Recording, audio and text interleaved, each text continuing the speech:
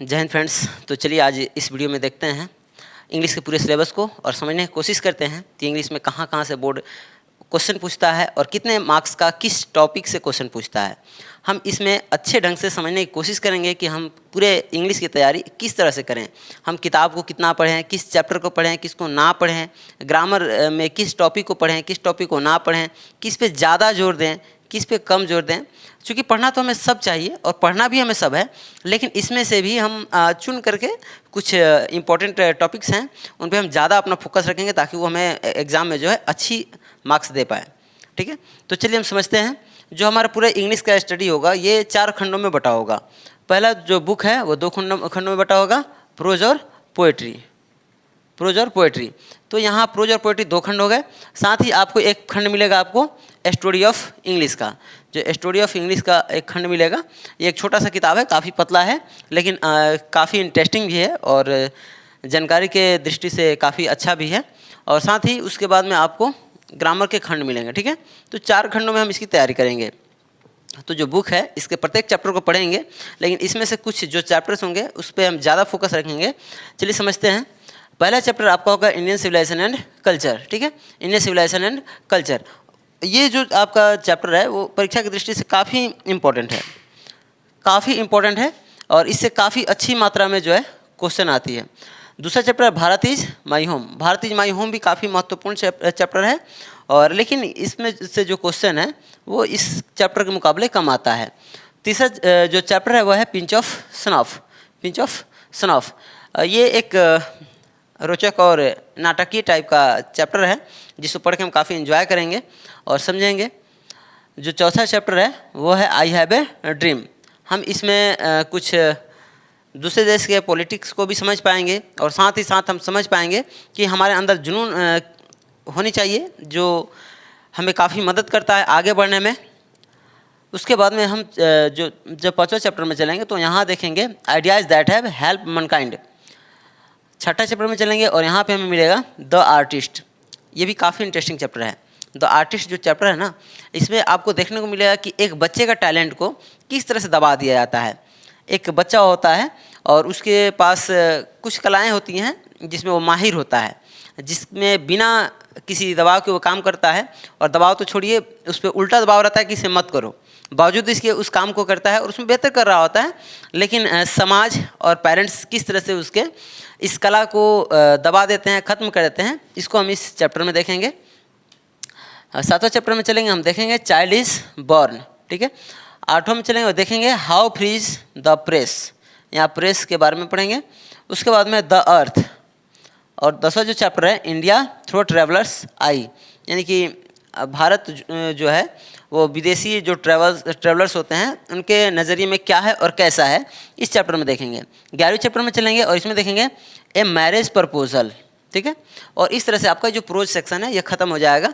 इसमें से हम ज़्यादा फोकस अपना पहला चैप्टर, दूसरा, तीसरा, चौथा और 6ठा पर रखेंगे और एक 9वां चैप्टर को ले लेंगे। इस पर हमारा ज़्यादा फोकस होगा क्योंकि ये जो है काफ़ी अच्छा मार्क्स देता है।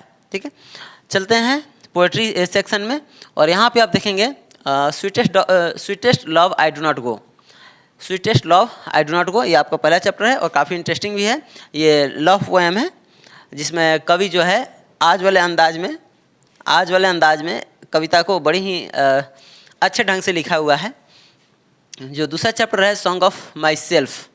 ठीक है, इसमें लेखक जो है अपने खुद के बारे में बताता है कि मैं अपने जीवन को खुद कैसे एंजॉय करता हूं और करना भी चाहिए। तीसरे चैप्टर में चलेंगे और देखेंगे now the leaves are falling fast.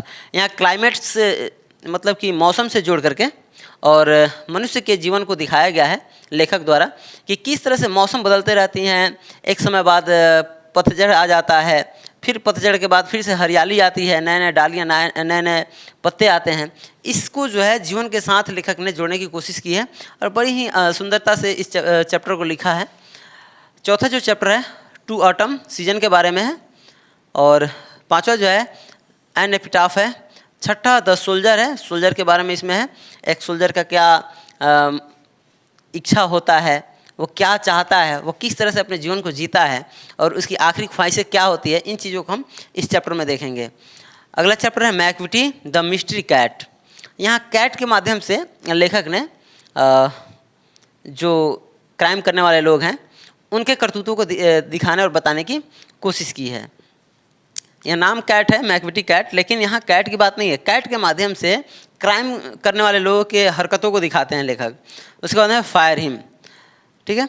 उसके बाद में है 9वां चैप्टर फायर। इसमें लेखक जो है आग के महत्व को बताते हैं। कुछ धार्मिक और चीज़ें भी इसमें हैं जिसको हम पढ़ेंगे तो समझेंगे। और 9वां चैप्टर है स्नैक। और 10वां जो चैप्टर है माई ग्रैंड मदर हाउस। ये भी काफ़ी महत्वपूर्ण चैप्टर है। इसमें जो आपका जो फर्स्ट चैप्टर है, सेकंड है, फोर्थ है, सिक्स्थ है और 10th जो है ये, और 7th।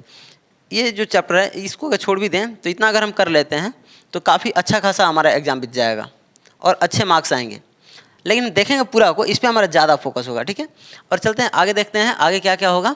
स्टोरी ऑफ इंग्लिश जो है आपको कम से कम 15 नंबर, 12 या 15 नंबर, यानी ये यूँ समझ लें 10 से 15 नंबर आपको स्टोरी ऑफ इंग्लिश देता है, ठीक है। 10 से 15 नंबर आपको स्टोरी ऑफ इंग्लिश देगा। और ये काफ़ी छोटा है, इसका बहुत लॉन्ग नहीं है, तो ये आसानी से तैयार किया जा सकता है। कम ही समय में अच्छा खासा मार्क्स आ जाएगा। और जो अगला टॉपिक है ए से, आपका रहता तो ज़्यादा है, बनाना 1 होता है और इसके लिए आपको 8 मार्क्स मिलता है। लेटर राइटिंग रहता ज़्यादा है, बनाना 1 होता है, इसके लिए 5 मार्क्स मिलता है। अनसीन पैसेज ये 1 ही बनाना होगा जिसके लिए आपको 4 मार्क्स मिलेंगे। आर्टिकल्स पढ़ेंगे और ये 3 नंबर का होगा। प्रीपोजिशन पढ़ेंगे और ये 4 नंबर का होगा। वर्ब, मॉडल वर्ब वगैरह ये सब पढ़ेंगे और इससे 2 या 3 नंबर, ये बढ़ भी सकता है, 2 से 5 के बीच में ही रहेगा। 5 तो नहीं आना चाहिए लेकिन हो भी सकता है।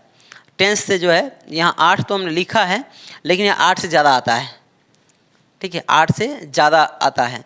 आप इसको 10 भी कर सकते हैं। इतने मार्क्स का ये क्वेश्चन देता है। वॉइस आपको 2 या 3 मार्क्स दे सकता है। नरेशन आपको 3 मार्क देगा। प्रोनाउन 1 मार्क दे भी सकता है, नहीं भी दे सकता है, या 1 मार्क्स और आ सकते हैं, मैंने बढ़ सकता है।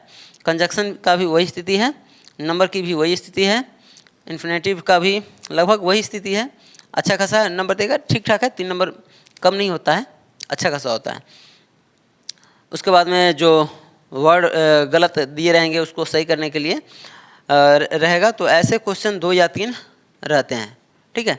तो इस तरह से हम इन टॉपिकों को अच्छे ढंग से पढ़ेंगे और अपने इंग्लिश की तैयारी को पूरी तरह से करेंगे। और यदि आप चाहते हैं कि इसका ऑब्जेक्टिव आपको मिलता रहे क्विज के रूप में, तो आप टेलीग्राम चैनल टाइम एडुकेयर से जुड़ जाएं। Time Educare 12th arts. देखिए ये जो इंग्लिश और हिंदी होता है वो आर्ट, साइंस, कॉमर्स तीनों के लिए लगभग एक ही होता है। और तो इसमें आप सभी जुड़ सकते हैं, जिसमें हिंदी इंग्लिश कम से कम तो आप कर ही लेंगे और बाकी सब्जेक्ट आर्ट वाले का ही होगा इसमें। तो चलिए आज के लिए इस वीडियो में इतना।